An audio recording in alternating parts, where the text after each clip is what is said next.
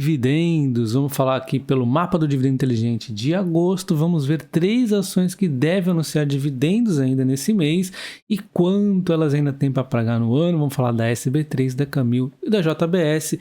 Deixa o like nesse vídeo, bem-vindo ao canal Top Ações, tá? E a gente vai começar pelo mapa do dividendo inteligente, confirmando, né, que a SB3 tem dividendos aqui previstos para agosto. E temos aqui também a JBS e a Camil com dividendos aqui também em agosto. E vamos começar com a Camil, uma empresa muito forte aqui no Brasil. Ela também tem presença aqui na América Latina, né? Tem diversos produtos que você deve conhecer, muitos deles, né? Então, forte aqui em grãos, açúcar, pescados, massas, cafés. Então, é uma empresa aí que, por si só, pelo nome dela, já nos dá uma confiança de investir no longo prazo, né? Quando a gente vê o que esteve acontecendo pela ter aí momentos difíceis, foi a questão das margens. Muitas empresas do setor sofreram com o aumento da inflação, não conseguindo repassar as margens. Então, ela sofre não só no resultado financeiro, como várias empresas estão sofrendo, mas também com a repassagem das margens. Aí fica muito ruim para a empresa, né? Mas em um determinado momento, as empresas acabam repassando para o consumidor essas margens e aí a gente aqui assume a bronca, né? Então a gente vê aqui a margem bruta aumentando 22,8%, um salto significativo, né? Mostrando aí uma recuperação da empresa, enquanto a receita líquida aumenta 6,2%, a receita bruta aumenta 6,9%, o EBITDA aumenta 33%, mostrando, né, que as margens estão aí melhorando mesmo, 2,1 aqui nas margens brutas, e o lucro líquido cai 10. Opa, o lucro líquido caiu, sim, ainda temos outras dificuldades aqui, eu já vou complementar, e nós temos aqui a margem líquida então caindo 0,8 e o lucro por ação também caindo 10,5. Mas temos outros pontos além dos números, né? A empresa consegue a conclusão da integração aqui dos MAs de 2021, tanto aqui no Brasil quanto no internacional. Nós temos lançamento de novos produtos, como o Café União, né, usando aí o nome forte da União para entrar no café. Quando a gente vê o resultado da Camil mais em detalhes, a gente vê então esse lucro líquido diminuindo 10% em relação ao ano passado e diminuindo ainda mais em relação ao quarto trimestre, caindo 32%, uma queda significativa. E a gente tem que começar a ver lá de cima o que aconteceu. Quando a gente vê aqui até a parte do lucro bruto está tudo ok, os custos aí estão até que alinhadinhos, né, tranquilo, a receita vinha aumentando, tudo mais. A gente vê o lucro bruto aqui aumentando, né, em relação tanto ao ano passado quanto ao trimestre anterior. Quando a gente desce aqui para o lucro operacional, aí já deu um problema aqui em relação ao 4T 2021. A explicação é um não recorrente em receitas operacionais aqui, ó. Então, ela foi ajudada no 4T 2021 com o não recorrente. Então, isso aqui invalida já a comparação com o 4T 2021 se a gente colocar esse não recorrente. Então, até agora é explicado, mas ainda não explica a diferença, né, em relação ao ano passado, né? Ainda existe aqui um valor bem positivo no lucro operacional também. Só que quando a gente desce até o resultado antes dos impostos, a gente já vê aqui o problema, né? Aí também mostra aqui no lucro líquido, né?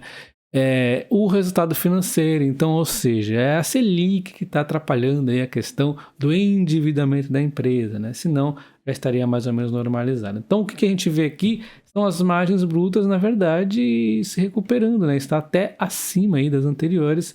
A margem EBIT também já está aí sob controle. Aqui estava falsamente, né, sob controle, vamos dizer assim, né, com o não recorrente. Então a gente vê que as margens, na verdade, estão melhorando da empresa. A empresa está entrando no momento aí de estabilidade, até que essa Selic aí pare de tumultuar tanto, né, a vida das empresas e comece a dar aí lucros ainda maiores. Mas no momento aí está bem tranquilo. Então a gente vê aqui em termos de dividendos, a empresa realmente ela paga dividendos ok, né? Não são grandes dividendos, exceto 2020, um dividendo gigante, e aí volta à normalidade. Se a gente dá uma olhada aqui, ó, é 4%, é um dividendo aí ok, né? Não é ruim, né? A gente vê um PVP de 1,18, uma empresa tem um certo desconto, embora o PL esteja aqui um pouquinho esticado exatamente por conta também, né, desse lucro está sendo no momento aí pressionado. Então a gente vê o que? Um lucro, né, crescente, né? Então isso aqui nos dá a expectativa de dividendos crescentes também. Simples assim, né? Se uma empresa paga dividendos e o lucro dela vem crescendo, é a expectativa aí de crescimento de dividendos, né? Afinal, 4% de dividendos você não pode ignorar. E agora nós vamos simular quem investiu na Camil desde seu IPO do finzinho de 2007, R$1.000 por mês, tá? A pessoa então saiu com R$80.000, sendo investido aí R$60.000, tá? Um provento aqui de 7.200, foi bom para o pouco período, né? Não foi muito período, então ela conseguiu crescer os dividendos aqui considerável até, né? E é aquela história, né? A empresa aí de IPO, ó, em outubro de 2017, a gente vê ela muito tempo sofrendo aqui, né? Até que acordou em meados aqui, no finzinho de 2019, subiu bastante, aí veio a pandemia e tudo mais, deu aquela refreada aqui depois da pandemia somente, né? Porque a pandemia até que deu uma subida aqui animada e aí a ação começa a despencar, né? Várias ações, inclusive, tiveram esse comportamento aqui, né, por conta dos incentivos que nós tivemos lá em 2020, né, o consumo foi estimulado, depois o medo da recessão, a inflação atrapalhando as margens, a empresa vem nesse momento um pouquinho delicado, tentando aqui, né, uma estabilidade. Hoje ela está aí, então, a 9,30 o mercado precifica como o preço justo dela bem diferente, tá? Tem corretora falando 11,50, tem corretora falando R$20, tem corretora falando 19, 15, tá uma loucura ainda. Agora nós vamos falar da JBS, uma empresa que está muito focada aí na questão das proteínas, né? Frango, porco e boi, né? É também uma diversificação geográfica, mas não é só proteína, ela também tem outros produtos aqui vendendo, né? E é uma empresa interessante para quem gosta de diversificação para esse setor. Nós temos aqui, então, diversas linhas de produtos que vocês já devem conhecer. Ela ainda não divulgou o resultado do segundo trimestre de 2022, tá?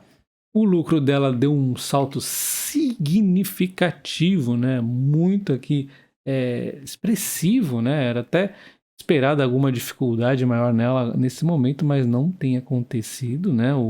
Os dividendos dela, junto com os lucros, deram um salto significativo, então, continuando assim, deve ter bons dividendos em 2022. A gente vê que a questão da carne, sim, deu uma desaceleração legal aqui no Brasil, mas um ponto é que ela está diversificada, que dá um pouquinho de compensada geograficamente, também diversificada aqui na questão dos alimentos, né? O frango, ela tem bastante, o frango deu uma subida aqui, né? Então, ela tá bem diversificada aí, né? Até mesmo a carne suína também deu uma subidinha, ela também tá posicionada aí, né? Então, é uma empresa para quem quer diversificação de produtos regional, né? Exposição aí também um pouco ao dólar, acaba tendo, né? E vamos agora simular, então, quem investiu R$1.000 por mês em 10 anos aqui na JBS. Daqui a pouco a gente vê os dividendos que cada uma vai pagar. E aí a pessoa conseguiu, né, em 10 anos de investimento, né, olha só, desde 2012 até agora, um crescimento expressivo recentemente, porque os resultados da empresa multiplicaram muito, né? Então 123 mil de investimentos viraram 397 mil, aí de 54 mil de dividendos, então não foi tão bom assim de dividendos, né? Mas não foi ruim, né? Na verdade, o período, se a gente separar aqui os últimos anos, foi bom, mas lá para trás ficou bem ali devendo, né? Olha só. Então, não dá para cravar que vai ser uma boa pagadora de dividendos. Nesse momento dela está muito bom. E agora vamos falar da SB3. A primeira coisa que tem que fazer é não ficar encarando os múltiplos indicadores da SB3, a não ser que você faça um tratamento nele, senão vai dar tudo errado, né? Você não pode considerar esse dividend yield, você não pode considerar esse PL, vai dar tudo errado se você analisar assim. Você tem que analisar fazendo uma limpeza nesses dados, tá? Não pode usar os dados prontinhos aqui que vem, por exemplo, no Status Invest. Então a gente vê uma ação que ela vem de um lucro não recorrente, que é positivo, um prejuízo aqui que não vai mais acontecer por conta da crise hídrica, um resultado que começa a voltar à normalidade, ainda afetado pela crise hídrica deve ir aí se afastando agora nesse trimestre, um lucro ainda maior, né? O 3T também deve melhorar, e aí a gente vai ter aquela comparação lá no 3T, né, com o não recorrente, talvez cause um impacto no mercado, não sei, o fato é que acredito que sendo embora o resultado vai começar a sair e cada vez aí os progressos das novas gerações aí que ela está fazendo, né, vai avançando. Enquanto isso, a gente vê um resultado financeiro que vai pressionando a empresa, né? Toda essa transformação tem um custo, né? A Selic está em alta e esse custo fica pesadinho para uma empresa que ainda não está dando todo o resultado daquilo que ela está produzindo, né? Tá em construção ainda, né? Então é um pouquinho pesado ainda o momento para ela, tá? Então a gente vai ver aqui que ela tem projetos para serem entregues aí em 2024 aqui, ó, começa até a evolução legal aqui das obras em 2023 e assim, a entrada em operação estimada é em 2023, né? Mas é bom a gente ficar pensando em 2024, tá? No começo em 2024. Enfim, né? De qualquer forma, fim de 2023 ou meados de 2024, esse aqui é um grande projeto que ela tem outros ainda que devem sair em 2024, então por isso que o pessoal começa a falar muito em dividendos melhores somente em 2025, mas eu acho que 2024 já começa ali a pegar um bom dividendinho, né? Mas é lógico, lembre-se que o ano 2024 vai refletir também um pouco do 2023, né? Então isso aí também acaba afetando um pouquinho, né?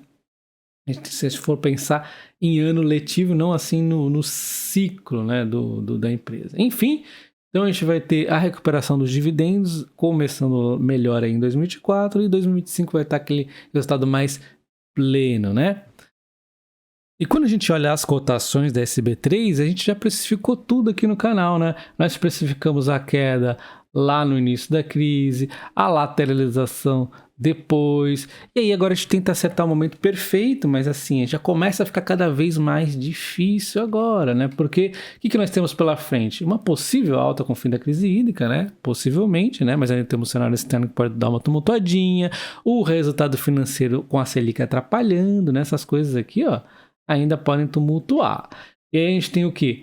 Uma possível queda susto aí, né? Quando a gente comparar aquele 3T 2022 com 3T 2021 com não recorrente, será que vai dar uma queda susto? Tem isso aí também. E aí, será que a gente vale a pena deixar para o segundo semestre de 2023? E aí, de repente, pegar ali próximo das entregas das obras, né? O dividendo já em meados de começar já dá uma legal, ficando legal, né? Será que vale? Eu acho que já começa a ficar muito arriscado. E aí, tem gente que vai deixar para comprar em 2024, já com o dividendo começando a bombar ali, né? Aí já vai estar próximo do preço justo da empresa. Se deixar para 2025 com o dividendo aí pleno, aí já lascou, né? Então, assim, cada um vai tomar a decisão agora. Já dei aqui uma bela, né, de uma precificada no cenário caótico, né? Já fica cada vez mais difícil, né? Até o fundo aqui a gente quase acertou. Ela pouquíssimas vezes visitou aqui valores menores, né? Então, esse aqui é o case da SB3 e agora nós vamos falar então dos dividendos para cada uma delas. Então agora a gente vai falar quanto que as empresas ainda podem pagar de dividendos no ano, tá? Então começando aqui com a Camil, né? Ela pagou 22 centavos no ano e segundo as minhas previsões, ela pode então pagar 32 centavos nesse ano, então faltaria ainda 10 centavos, 1,8 de yield. Ela costuma anunciar aí agosto e novembro, então talvez ela pague 5 centavos em cada, talvez ela pague, sei lá, dividida de forma diferente, talvez ela pague diferente desses 10 centavos que eu estou prevendo, né? Afinal, prever dividendos é uma tarefa que tem um pouco de random, né? E é um pouquinho aleatório, as empresas podem mudar o payout, além do lucro já é uma coisa difícil a gente precificar, né? Tem que precificar o payout, né? Então a gente vê aqui a JBS, ela tem aqui um dividendo que eu prevejo em torno de 2,50, o que nos daria então uma falta ainda de 1,50, 4,72 de dividend yield faltante, também anuncia coincidentemente em agosto e novembro. Então ela pode dividir em 2, né? E chegar de repente a esses números que eu estou aqui prevendo para ela.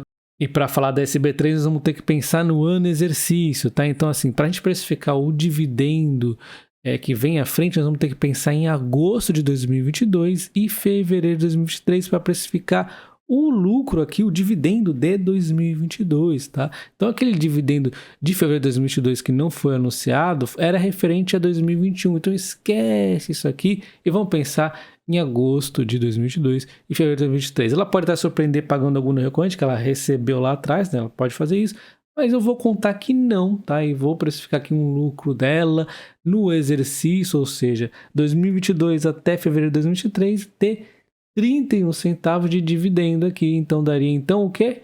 2,92 de dividend yield para pagar até aí o fim de fevereiro de 2023, Assim, não é muito, mas eu tô sendo aqui pés no chão, pode também superar bem aí tranquilo, né? Mas é a empresa aí que a gente tem que ter paciência nesse momento. Tá barata, 3% de yield, praticamente não é tão ruim nesse momento de transformação toda dela, né? Então, eu espero que vocês tenham gostado desse vídeo. Comentem qual dividendo você está prevendo para cada uma dessas empresas. Eu gostaria de saber, principalmente da SB3, né? Um abraço, até o próximo. Valeu!